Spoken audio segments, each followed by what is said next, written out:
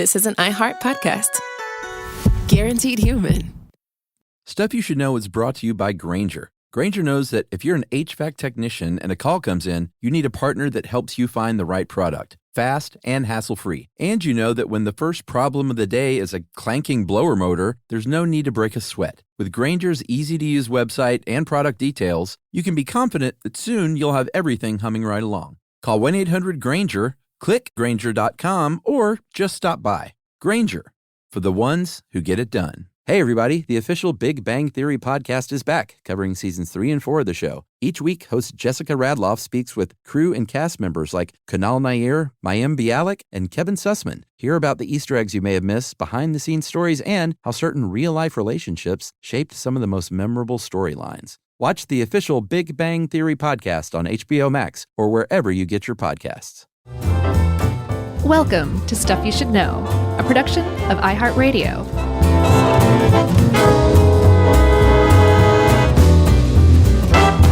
Hey, and welcome to the podcast. I'm Josh, and there's Chuck, and Jerry's here too, and this is Stuff You Should Know. Kind of tangentially, I guess, related to our ongoing death suite, right? Yeah, I would say so. Sure. This one, though, was a special request from Yumi, actually. Oh, yeah? Yeah. So, as you know, a few months back in January, Yumi's dad passed away, and it was very, very sad for all of us. I know you remember his name was Bob. And Bob got the biggest laugh of the night at one of our live shows years back. I think it was like blood types or something that we did in Atlanta. And as part of the show, you tested my blood type live on stage because I had no idea what my blood type was. And right before you were about to read the results, Bob shouted out from the audience, "Josh is pregnant." Oh, man. Still gets laughs. I didn't know that was him at the time either, and it was made even better when I found that out after. Yeah, he was a great guy, and we miss him big time. And so as after her father passed, Yumi started helping her mom, like, make sure her affairs are in order and all that stuff. And she was just kind of researching, I think, probably Social Security benefits or something like that. Mm-hmm. And it becomes clear as you just start to kind of look into what happens after you have a spouse that dies. You realize, like, the person who survives the spouse goes through like a kind of like a legal and in the past a social transition that they had no say in or nothing to do with. They just happened to have the misfortune of losing a spouse. And we call those people widows or widowers, depending on their sex. But it's just it's far more interesting than you would guess at first glance or first thought, it turns out. Yeah. And when you said a change in social status, that's, referring to a lot of places, because there's still many places in the world where when the husband dies, the widow undergoes a pretty devastating social change. Yeah. And we're going to cover all that stuff. For sure. So just to make a quick distinction, widower, that refers to a man whose spouse has died. And That's apparently adding ER to the end of widower makes it the only suffix that changes gender in the English language from female to male. Everything else goes the opposite way.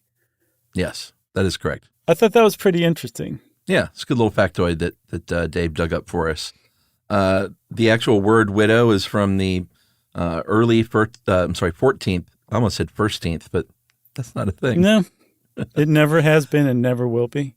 Early 14th century, and it comes from a Proto-Indo-European word, it looks like, at least, Widhewo. Mm-hmm. You're not going to try it? No, are you? Widowhood. I think that was perfect. I'm sure some Proto-Indo-European just heard that through the halls of time and was like, you got that right. Say it again. Widowhood. That's my new ringtone. I think I got a clean copy. Okay. Got a clean take on that one. So that means to be empty, to be separated, to be bereft or solitary. Mm-hmm. So pretty on the nose. Mm-hmm. And, depending on when you had a spouse die in history, you might have been called a relict with a T, mm-hmm. or maybe just solitaire. Mm-hmm. But it seems like widow became the name that stuck, and that widower followed the name widow, correct? Yeah, in the 14th century, which is way earlier than I assumed. But the reason that widow existed, the word long before widower, is because the concept of a man being a widow or a widower was totally foreign to the world. Basically, any civilization that ever existed said, you lost your wife. Sorry about that. This has absolutely no bearing on anything in your life, financial, social, political, nothing. It just had no effect on you whatsoever. But the reason that women had a special designation when they lost a spouse is because, as we were saying, things just completely changed. And I know I've been beating that drum a little bit, and we'll get into it a little bit later, but I think that's a really good kind of revelation about why widow existed long before widower. Because just for men, it just didn't have any effect aside from the loss of the spouse. Yeah, which is a huge effect. Yeah, but I mean, also, I think a lot of marriages were social contracts, and I'm sure that there were plenty of men who's like, oh, I'm spouseless now. Oh, well. So there have been way more widows than widowers as well, because historically women outlive their partners. That's just sort of how it always has been, and it's still that way today. Mm-hmm. That's even accounting for just the shockingly high number of women who died during childbirth in ancient times, and even not so long ago. It was pretty common, but still, even given that, way more widows than widowers. Right now in the U.S., there are about 14 million of both, 11 of which are widows, 3 million are widowers. Mm-hmm. And that tracks pretty closely. I think it's about 4% of adults in the U.S. and tracks pretty closely to our friends in Australia, and then in the U.K., they're a little bit higher at 6%. Right. And we also need to point out that once you, if you remarry, then you are no longer considered a widow or widower. So those statistics are for people who have not been remarried, because once you get hitched again, you go to fill out a census form or maybe tax forms or something, you are officially just married again. Right. And great for you. Yeah, so it's kind of hard to calculate the exact number of how many widows that have ever lost a spouse, or how many people have ever lost a spouse are alive in any country at any given time. It's even harder worldwide because in the United States, in the UK, and Australia, we keep pretty good records. We keep track of people like widows and groups like that. In other countries where they have other stuff that they're dealing with, like, say, civil war or famine, it's much harder to keep track of that kind of thing, which is ironic because those kind of things can produce widows at much greater frequency than, say, not being in a civil war, not enduring a famine. Yeah, absolutely. The UN estimated in 2016 that there were about 258 million widows all around the world, and 10% of those lived in what they called extreme poverty. Mm-hmm. And about 1.3536 million of those were child widows, which is to say they are people whose spouse died before they were the age of 18. And we should note a lot of those are forced marriages, but nevertheless, that's a child widow. Yeah. And then, again, one other shocking statistic that I was just knocked over by, in the DRC, in the Democratic Republic of Congo, the UN estimates that 50% of all women living there are widows. Man. So in those same countries where it's hard to keep track, some of the more developing countries, that's where widows are the most mistreated. And in fact, there's a push to kind of try to get the UN even more involved in the mistreatment of widows and curing that kind of thing. I saw a quote somewhere. It said that the mistreatment of widows is one of the greatest issues facing developing nations today. It's that bad, and it's that prevalent, it's that widespread in cultures around the world, because it seems to be rooted in a patriarchal society. And the more deeply patriarchal a society is, the worse widows seem to be treated. Yeah, and the UN in 1979 adopted a treaty called the Convention on the Elimination of All Forms of Discrimination Against Women, CEDAW, if you're an acronymist. Acronomist. Acronomist. But that doesn't cover anything about widows in that treaty. There's a group called Widows for Peace who have been lobbying the UN to say, hey, you need to do something explicitly for widows, like a widow's charter or something, and add this to that. But that has not happened yet. Right. We'll talk a lot more about how widows are mistreated around the world. And it turns out, as we'll see, it's a really ancient practice. But kind of going back to the US, the UK, Australia today, one of the findings that studies have come up with is that men in particular, when they lose a spouse, suffer more greatly today than widows do, which is the reverse of how it used to be. Yeah, you're talking about the widowhood effect? Yes, exactly. Yeah, so that's when your partner dies, your spouse dies, and you have literal, like, obviously emotionally bereft and problems like that, and but also elevated mortality risk.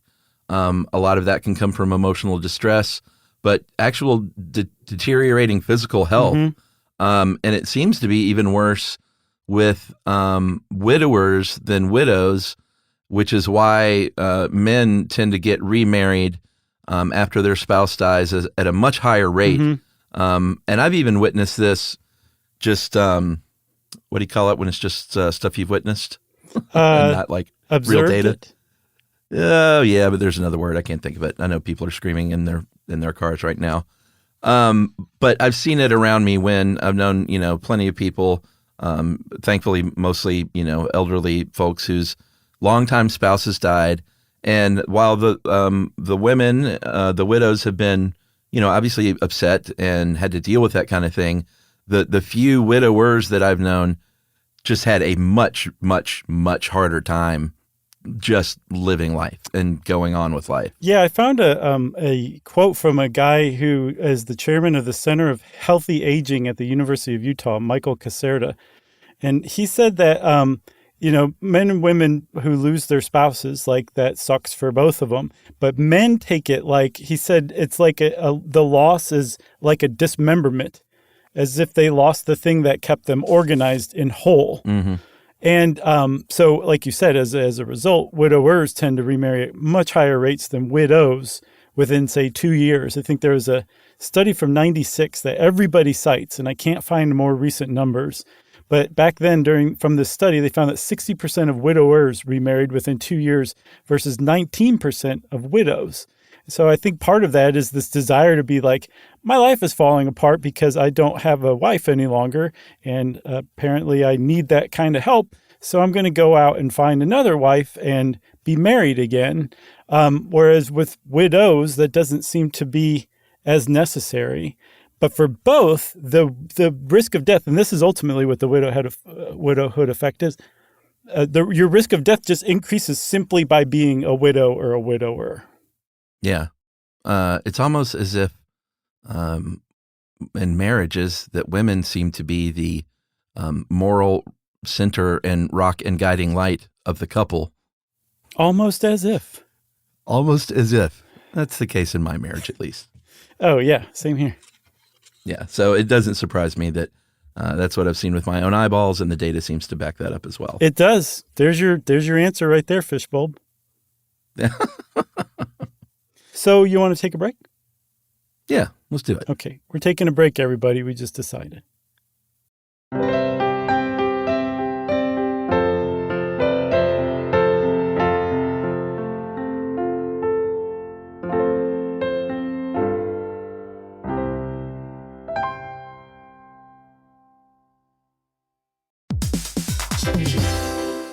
Hey, everybody. We're here to talk to you about Wayfair, who believes that spaces should be functional, they should be comfortable, they should be well-designed, and they can be well-designed by you with their help. Your updated space should feel more comfortable, inviting, and practical for everyday use. And we're talking about outdoor seating. We're talking about grills. We're talking about major appliances. If you need storage solutions, Wayfair can help you out. Patio lighting, rugs, decor. It is your one-stop shop for home. Yeah. I mean, it's getting nice out, so it's time to think about living outdoors for the next few months. And Wayfair knows that outdoor furniture, it's heavy, it's intimidating to assemble. So Wayfair has stepped in and said, we're going to handle the hard part so you don't have to. That's right. You can shop Wayfair Verified, your shortcut to the good stuff. And that means their team of product specialists are going to vet everything by hand using a 10-point inspection, testing things like, quality materials, functionality, and features, and even how long it takes to build that piece of furniture. And the overall experience save time, reduce hassle, and improved convenience. Patio season is here, and these deals won't last. So head to wayfair.com right now to get your outdoor space ready for way less. That's WAYFAIR.com. Wayfair, every style, every home. Dell PCs with Intel Inside are built for the moments that matter, for the moments you plan and the ones you don't. Built for the busy days that turn into all-night study sessions, the moment you're working from a cafe and realize every outlet's taken. Yeah, the times you're deep in your flow and the absolute last thing you need is an auto update throwing off your momentum. That's why Dell builds tech that adapts to the way you actually work. Built with a long-lasting battery so you're not scrambling for the closest outlet, and built-in intelligence that makes updates around your schedule, not in the middle of it. That's right. They don't build tech just for tech's sake. They build it for you. Find technology built for the way you work at Dell.com/Dell PCs. Built for you.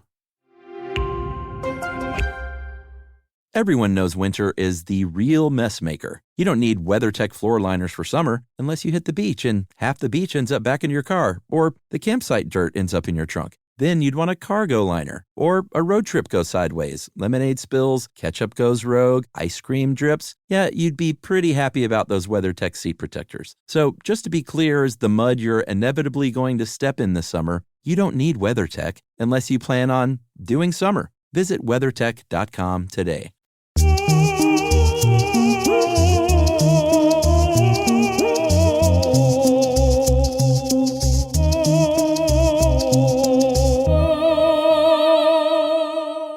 All right, everybody, we're back, and we are going to go back in time. We promised a little bit more talk on the ancient world. Mm-hmm. And, we've kind of hinted around and maybe even outright said it in part one that the dimensions of widowhood are basically twofold. There's the personal loss and what that means to the person, but then there's how you're viewed in society and in your culture. And it is historically has been almost, well, I would say not almost, I would say worse, like the cultural and societal aspects of how you're treated. And that's on top of already feeling that loss. Mm-hmm. Even though, a lot of the marriages back then were sort of contractual and a little less based on like, we met at the soda shop and fell in love. Sure. Sharing a milkshake. A lot of those couples did, fall in love with one another and learn to love one another and depend on one another. So it's still a loss, mm-hmm. Maybe not quite the kind of emotional love loss impact that you might think of today, but still a loss. And then you have society all around you, in most cases, essentially saying like, you're a tainted woman now. Yeah. In the ancient world, widows, orphans, and strangers, which meant foreigners or refugees, were essentially considered outlaws. And that doesn't mean that they were necessarily criminals. Mm-hmm. To be outlaw, I learned this from Dave Kustin. He sent a request for an article or for an episode a while back about outlaw status. So I looked into it. It is definitely worth at least the short stuff. But in a nutshell, outlaw status means that you are no longer under the protection of the law, which means that people can do things to you. They can take your land. They can beat you up. They can murder you, in, I'm sure, the most extreme cases, and not be penalized. So it makes you like you just don't have any protection any longer. And that's how widows were treated in the ancient world, which is nuts because, again, they didn't do anything. They just lost their spouse. And one of the things that that I think society kind of tried to do to keep the widow in the fold was to say, hey, we have a great solution here. You know how your spouse who just died, your husband who just died, had a brother? Well, we think you should marry him and start bearing his children. And then the firstborn son you have, you can name it after your dead husband. How about that, everybody? And everyone started jumping up and down in their gladiator sandals, and it became custom and tradition. And she's like, I didn't even want to marry the first guy. Right. I didn't want to marry your first son, much less his uglier little brother. Right. And that's not just an ancient thing. Like, I don't know. I tried to find on when that kind of stopped being a thing, but like I've seen at least, I feel like 3 Western films, and these are, movies, of course, but it's not like they're just making this stuff up. Mm-hmm. But I've seen at least 3 Westerns where the plot was, a woman's husband dies out on the range or something, and she's shunned and left alone and expected to marry that guy's brother. Yeah, and I think in some cases, like I'm sure there were women who were like, I didn't really love your brother anyway. I just want a house and a place for my kids to grow up. So sure, let's do this. Or Civil War too. I feel like that's been like that went through the Civil War. I know that happened. Did you ever see The Wind? The Wind. It was, I can't remember who directed it. It was a woman director who just did an amazing job. It was almost entirely shouldered by a woman actor. It's set in like the 19th century out on the prairie. And it's almost like a supernatural drama. It's like a drama with supernatural tinges to it. And it is really good, dude. You would like it a lot. I'm really surprised you haven't seen it. Do you know who stars in it? I don't. I'll look it up on the next ad break, okay? I'm too much of a pro to look it up now. Is it Meteor City? Yeah. Have you seen Meteor City? It's about this really overbearing husband who leaves instructions for his wife to follow, and she ends up killing him. Should we tell people what we're talking about, or just leave that for us? Or just cut this out? No, that's fine. Whatever you want to do, buddy. All right, because I don't think it'll make it into the episode, but Josh made a joke about Meteor City in our recording on Tuesday, and I didn't get it. And then literally the next day, I was like, wait a minute. He was talking about asteroids. It was. But I felt very dense because I was like, I don't get your joke. Right, because it was just one of those times where I just toss out a random thing that doesn't have anything to do with anything, and I just got it so wrong. But that's hilarious that you realized what I was saying the next day. Yeah, they call that a way homer because you only get it on the way home. Very nice. Yeah. But there's one thing to say about that whole forcing your daughter-in-law to marry your other son. It's called a levirate marriage. A lever, L-E-V-I-R, meant brother-in-law from like a Proto-Indo-European word. So it's as old as the word widow. And it is a very ancient tradition. And like you said, there were Westerns that had that as part of the plot, if not the plot. It also still goes on today in cultures around the world. So it's a really old custom and tradition that I'm sure it keeps the widow in the fold socially. Because if she says, no, I don't really want to do that, society says, okay, well, you can go live on the margins of society as an outlaw because your husband died. Sorry, go away forever. Yeah.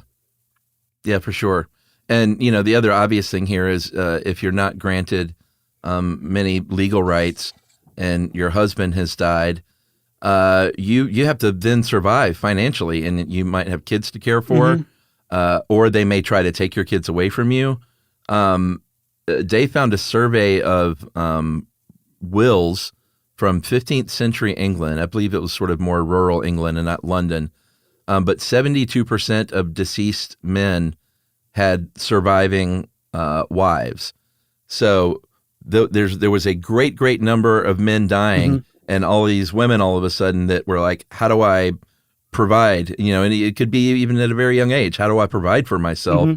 And a lot of times it was just the resourcefulness of that woman to go out and apply whatever trade she might be good at on almost like a small business. Like, I'll become a seamstress, or I will start like baking and selling goods just to raise money to live and eat and survive. Yeah. She also might depend on the church. She might depend on charitable organizations. She might depend, if she's lucky, on her in-laws who don't cast her out. Because ultimately, the reason why widows tend to be cast out is, number one, it's a patriarchal society. Is it just patriarchal or patriarchal? Because you know me, I add syllables. I think it's patriarchal. Okay. Wait, you just said a combination of the two. I don't know what it is then. So everyone knows what it means. Societies that are really based on a patriarchy, they tend to have traditions where inheritance is passed down through the male lineage. It's called primogeniture. That's right. It's the reason, for anybody who watched Downton Abbey, it's the reason why the guy who owned Downton Abbey wasn't able to leave the estate for his daughters because they were women, and he didn't have any male heirs. So apparently, I didn't watch Downton Abbey, but I read about it recently. I thoroughly enjoyed it. Okay, cool. So you know what I'm talking about, right? Tell me if I get this wrong, right? Okay. So along comes Olaf, the snowman, and he comes in. He says, "I've got a solution, everybody." Am I still on point?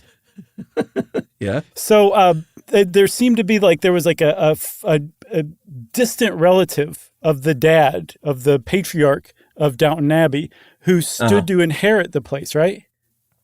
Yeah, I think that was right. And only because that guy was a man. It passed right past the daughters who, by any rights, are rightful heirs because they were daughters. So if you were a wife who married into a family, you weren't even a daughter. Nothing went to you. And so your in-laws had zero obligation in a lot of cultures for a very long time to take care of you at all.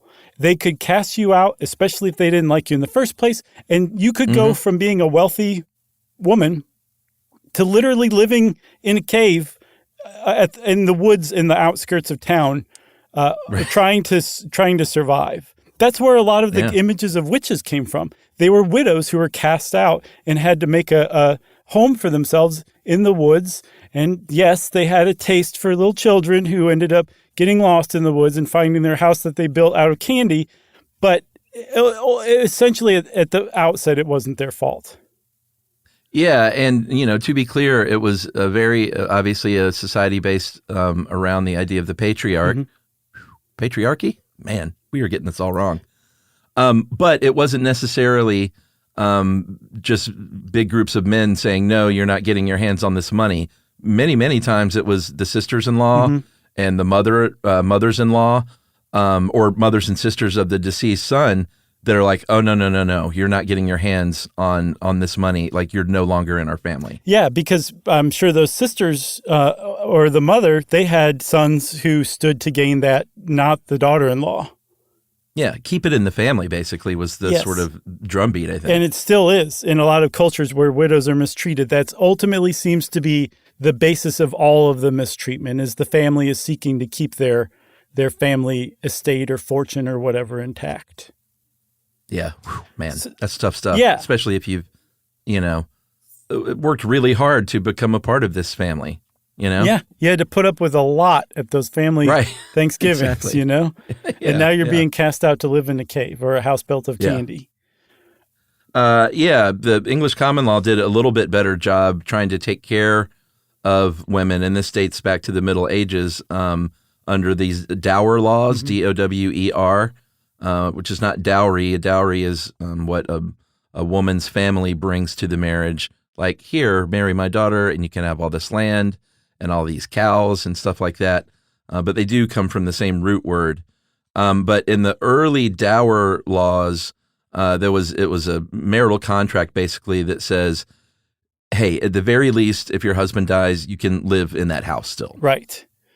The most bare bones assurance. Sure, but it was something at least. And I'm surprised how far back it dated, that there were any laws for widows in the Middle Ages. But here we are. And then by the 14th and 15th centuries, that whole concept had evolved into a specific concrete number, 1/3.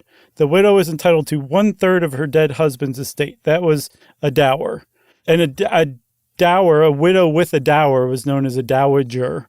It meant that she was not totally effed.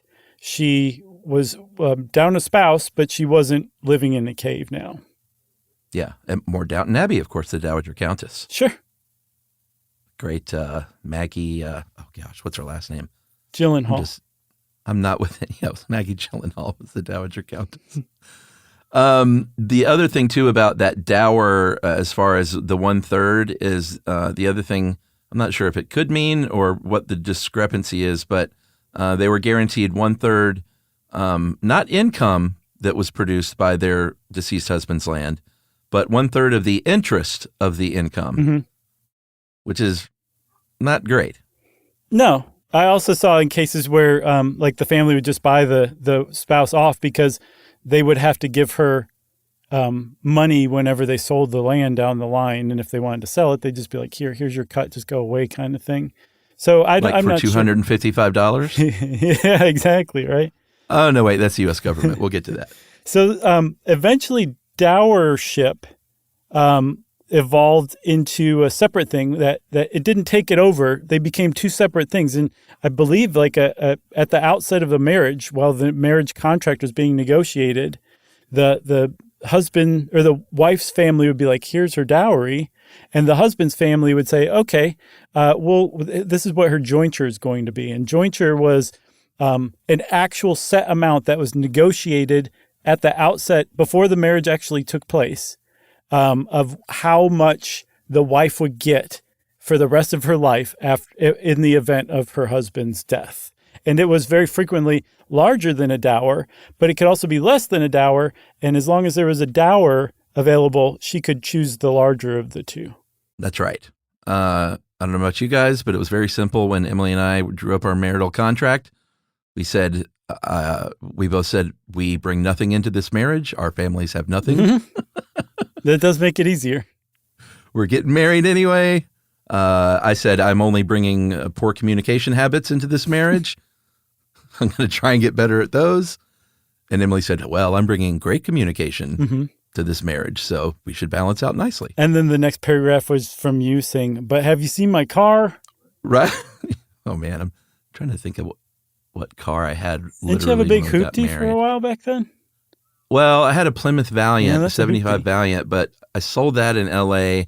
We moved back to Atlanta, and I drove this. I bought a gold Civic station wagon, like a 70 or like an 82 gold Civic station wagon that for like $1,000, and that actually may be the car I had when we got married. Very nice. Now that I'm thinking. Yeah. Anyway, that's what I brought to the marriage. That was my dowry. It was your dowry. Was that gold Civic? So one other reason that all of this stuff was necessary, and one other reason that women were just suddenly able to be cast out of society on the death of their husband, was because of the concept of coverture.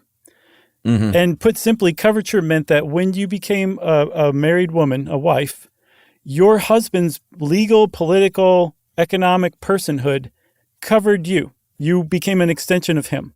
Anything you brought to the marriage, if you happened to have a job, let's say you're a brewer. Remember, the beer used to be brewed by women at first? Let's say you were the local brewer. Those wages went right to your husband. You had no right to them whatsoever. You guys bought some land together. You have no right to it whatsoever. You're covered by your husband. Your husband dies. If there's not laws in place to keep you intact socially, your personhood's gone. Like, your husband died. You were part of your husband. Ergo, socially speaking, legally speaking, you died too. Go live in a candy house. Yeah. But if your husband died, ironically, you gained more independence, I guess, in your finances, because all of a sudden you could buy and sell property and enter into a contract. Although conversely and weirdly, you were not automatically, like, if your husband died, it's not like, well, now you and your 3 kids will go and just live in this place that you were able to get. A lot of times those kids were considered orphans, and they had to fight in court for guardianship as the real sole parent and bearer of those children. Yeah, I looked into that because I couldn't understand why that would be. And it turns out some cultures, still today, apparently this is a problem in Afghanistan too, but in the past as well, in the West, some cultures were so patriarchy-minded that when a child's father died, they were considered orphans, even if their mother was alive, because the father was dead. So they were basically parentless. That's how much of the personhood of the father or of the husband covered the wife, that her own children were considered orphans. She's like, hey, I'm right here, perfectly able to take care of them. Didn't matter. They were legally considered orphans because their father had died. Isn't that nuts? Yeah. I mean, that was one of those things where I didn't bother looking it up because I figured that's exactly what it was, and that's what it was. I couldn't guess that because I just couldn't wrap my mind around it, Chuck. Yeah. So in 1771, there was a pretty baby step forward as far as financial rights go in the United States when, or I guess not United States yet, right? No, in the colonies. Yeah. New York passed a law that said, all right, if you got a big dowry from your wife's family and the husband just wants to like sell that thing off, now you have to at least get the wife's consent to sell their own family land. Isn't that nuts? And in 1839, Mississippi was the first state to allow a woman to own property in their own name. And if you're like, wow, Mississippi, it's kind of hard to believe they were that progressive and forward thinking. Very sadly, the property that we're talking about here were enslaved people. Right. So they were saying if your husband dies as a woman, you can go and then buy enslaved people on your own. Yeah. That did kind of kick off a spate of married women's property acts that just kind of, like you said, small little steps of they can inherit money, they can keep their wages. What was crazy, in 1870, Britain passed an act like that, but it wasn't retroactive. It was for all future marriages after the act was passed, which must have sucked for the people who were already married. And then in 1849, you had that 1771 law in New York that required consent from the husband to sell property from the dowry. In 1849, in California at least, in their constitution, they were the first state that said, you know what, if a woman comes into the marriage with property assets, then that's separate property. That's hers. The husband can't sell it off if this is something that wife is going to count on after you die. Right. And then by the 20th century, coverture was pretty much gone in America, the UK. But there was this kind of move to codify what had been going on in other cultures for a while, depending on the culture you were in, depending on what colony you were in, depending on what European country you were in. You may already have been able to inherit all of your husband's land, wages, businesses in some cases. And that's where we get the concept of the merry widow. It's a very distinct character in European literature. I think one appears in the Canterbury Tales, Chaucer's Canterbury Tales, the wife of Bath, I believe, where they're just always in a good mood. They have money. They're independent. They don't take any guff from anybody. And the reason why is because in some cultures, the widow was kind of like this liminal legal person, not a woman because she wasn't repressed, not a man because she was still a woman, but she had way more freedom, way more, and if her husband died wealthy, way more means. And some women actually took their husbands' businesses over and made them better. And in fact, veuve clicquot, the champagne, veuve is widow in French. So the widow Clicquot took over her husband's champagnery and made it what it is today. Isn't that nuts? That's great. So there was a thread of your life could be way better off if you didn't like your wealthy husband and he passed while you still had plenty of healthy years ahead of you. You could be a merry widow. But for the vast majority of women at the time, it was much more like we were talking about, where you're just in trouble and at the mercy of your in-laws or the local church's charity. All right. Should we take a break? Yeah. All right. We'll be right back.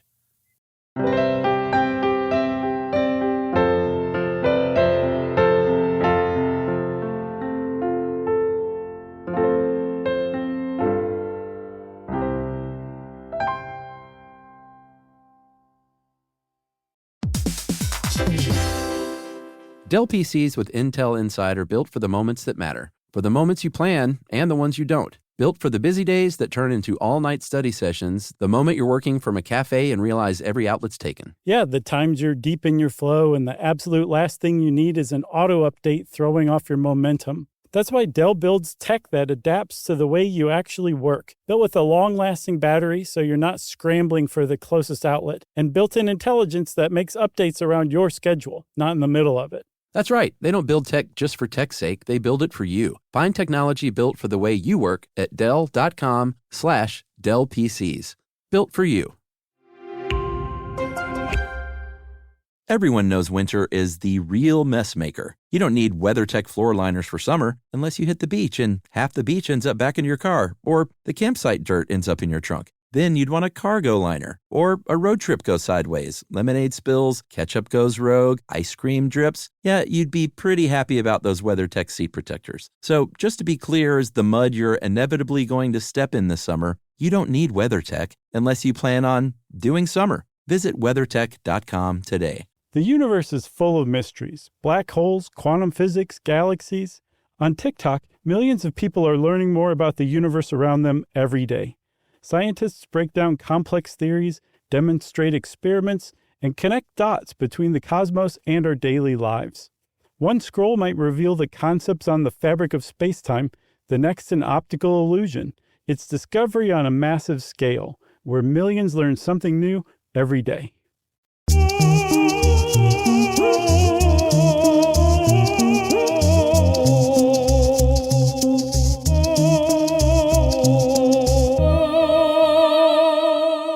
All right, Chuck. So there's another tradition that still goes on today that I just find fascinating. It's called the widow succession. And in the United States and the UK, if an elected official, say a member of parliament or a senator, dies while in office, it's totally normal for their widow to take their seat for the rest of their term. Yeah. And in fact, that was one of the only ways a woman could hold office back then, is if their husband kicked it, and everyone was like, no, she's probably, I guess, got the same outlook on things and the same values. Married couples tend to share things like that. I guess it wouldn't be like a James Carville situation. What was his wife's name? They were very famous for being on opposite sides of the political spectrum. Mary Madeline. Yeah, that's right. Yeah. Anyway, that aside, in the past, it was, you were sort of allowed to be and accepted socially as a replacement. I believe the second female member of parliament came in 1921 with Maggie Wintringham, and that was because her husband died. And she got in there and did a lot of great work. She lowered the voting age for women from 30 all the way down to 21 and fought for equal guardianship over children. So it was, she came along and wasn't just like, well, I'm just going to sort of sit in for my husband. She was like, I got some ideas of my own. Right. This was not like an isolated incident. It still goes on today. I think there was a seat that was taken over by a widow as recently as like 2021, maybe. And prior to 1976, 73% of all of the U.S. senators who were women and 50% of all women House of Representative members had become senators and congresswomen because their politician husbands had died and they succeeded them in their seat. Yeah. Pretty interesting. Yeah. And there was a woman named Hattie Wyatt Caraway. She was the very first in 1932 to be selected just on her own right. She did take over for her husband, but then they reelected her because they thought she was doing a bang-up job. Pretty great. Yeah. So, boy, do we get to talk about the U.S. government and Social Security now? Yeah, why not? So we can leave everyone on an angry note? Yeah, this is pretty crazy. So there's something called the widow's penalty. Had you heard of it before? Oh, sure. Oh, okay. Just for everybody who isn't a widow or doesn't live in the U.S. and doesn't pay attention to Social Security law, if you make it to retirement age, the government pays you Social Security benefits that you paid into while you were working, and that very frequently goes to both couples or both members of a couple these days. If your spouse dies, then you get the higher of the higher amount of whoever got the most, but you lose yours, right? So let's say your husband got more than you did in Social Security benefits every month. You get his amount, but you lose yours. So no matter how it goes, you're still taking a hit, a reduction in income. And yet, even though you both paid into it for your entire working career. Exactly. We also have another thing here in the United States called a required minimum distribution. And that is where we have like IRAs and 401ks where you save for retirement and you defer taxation. But eventually the government's like, okay, we want to tax that stuff now. So you have to withdraw X dollars every year. That doesn't change, even though you're only trying to fund your life, not yours and your spouse's life. So you have a loss of income, a bunch of money that's being taxed, and you no longer can file jointly. you file separately. I think after the first 2 tax returns after your spouse dies. And so all of a sudden your tax is up. Your income goes down, and yet your taxes go up substantially. That's the widow's penalty. Yeah. And, I guess it makes sense to not be able to file jointly for the rest of your life, but it is just like thievery that you pay into Social Security your entire life, both partners in a relationship like that, and then you're not allowed to both keep that money. Like, you ought to be able to will your Social Security benefits to whoever you want. Yeah, I agree. And keep your own. Yeah, the government says it's just hit you, huh? It's one of those things. It's just not right. Yeah. And speaking of things that aren't right, and we promised to leave you on a sour note with Social Security, we're going to leave you on a more sour note to talk a little bit, as promised, about how over the world today, in some countries, how widows are still mistreated. Some of this stuff is fairly shocking, so trigger warning. In Nigeria, there are traditional customs to where you shave the widow's head, whether she wants that or not. She can be isolated from the family. She can be isolated from her own children for months. They require her to visibly mourn and wail. They can restrict her food and drink, and sometimes they can force her to drink her husband's bath water, essentially, the water that was used to wash the husband's dead body. Sometimes they make her do the washing too, and then the drinking.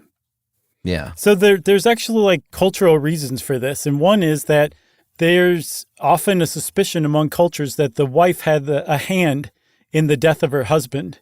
And even if he was out plowing the fields and slipped and somehow fell in front of the plow and cut himself in half, that could be witchcraft. As a matter of fact, that's probably witchcraft.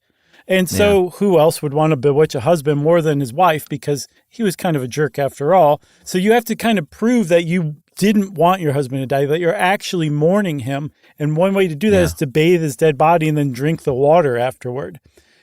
Like sociologically speaking, it's a way to just keep women completely subjugated. And they also frequently force widows to have like a purification sex with a stranger. Sometimes the brother-in-law. That's another ongoing tradition.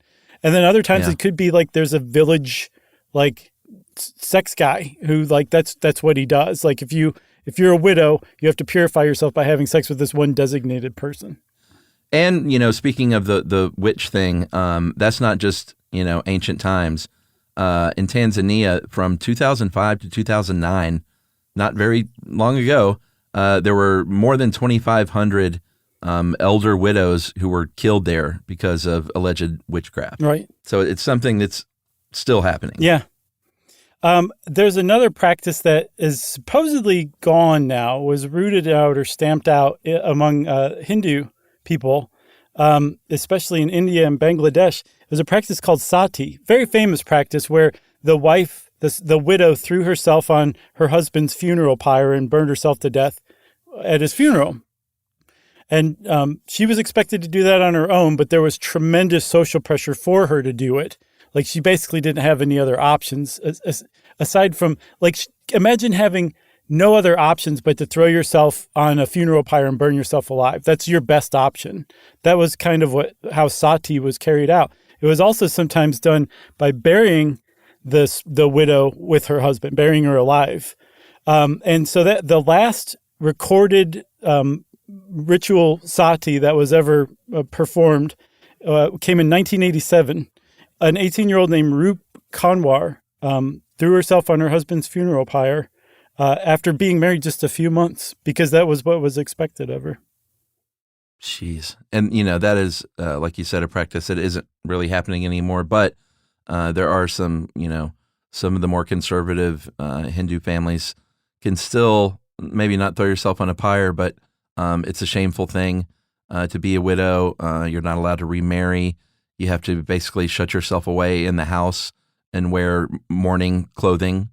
And, you might just be abandoned, just like in ancient times. Yeah, by your kids even, not just your in-laws, your own children might be like, you're a widow now, go away. Yeah. So spare a thought for widows on this International Widows Day on June 23rd. There's a lot of ground that's still to be covered, for sure. For sure. If you want to know more about widows and widowers, there's plenty to read on the internet, so go do that if you like. And since I said that, it's time for listener mail. All right, I got one to follow up on New York City trash. This is from Jim Reagan. And Jim is kind of close to our age and grew up in New York City. And Jim's dad was a New York City cop and was alive during the Wildcat and remembers strike? the strike of 1981. I was in the 5th grade at the time. So Jim says this. His dad often told this story, so he's doing his best job here to retell this story. So there was a guy there who I believe was a super for a small apartment building in Hell's Kitchen, maybe. Owned 2 hatchback cars, like a VW Rabbit or something. And back then they had just regular handles with push buttons. So if they weren't locked, you could just open the back of the car. So this enterprising man, taking advantage of the holiday season, as well as human nature, gift wrapped all his garbage and put it in unlocked hatchbacks every night, leaving it out there on the streets in plain view, looking like Christmas joy and glory. You guessed it, the garbage was stolen by thieves every night. Maybe the most New York story I've ever heard. So resilient. The look on those crooks' faces when ripping open the presents just to find trash is a really funny thing to think about. Still makes me laugh. And I've told this story many times over many a pint in many a pub. And that is good. I'm a forever fan. Looking forward to my first live show. So Jim Reagan, you must be coming to our show at Town Hall in New York.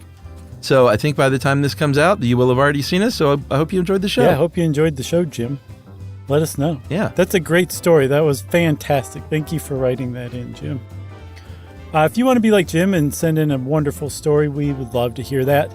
You can wrap it up, spank it on the bottom, send it off to stuffpodcast@iheartradio.com. Stuff You Should Know is a production of iHeartRadio. For more podcasts from iHeartRadio, visit the iHeartRadio app, Apple Podcasts, or wherever you listen to your favorite shows.